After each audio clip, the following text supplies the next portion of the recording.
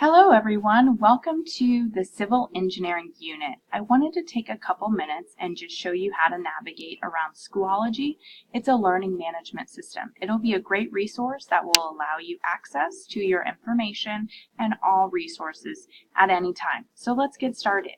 So as you can see, they're all set up into folders. You just click on the folder and the information for that unit is inside. So for example, we have a video here, just click on it to play.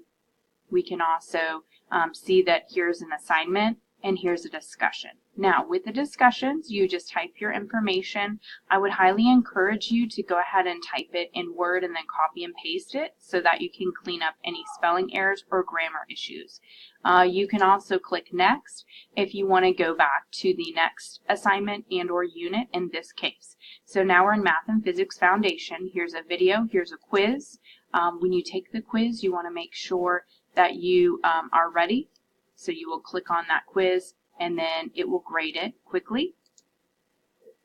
And then you will obviously here's a quick game. You can hit play and get started on that game and so forth. Here's a discussion. All right, so I'm going to go back. If I want to go back to the main page, I just click on this. And that is just a really quick go-to of how to get through this course. Thank you so much, and you have a great day.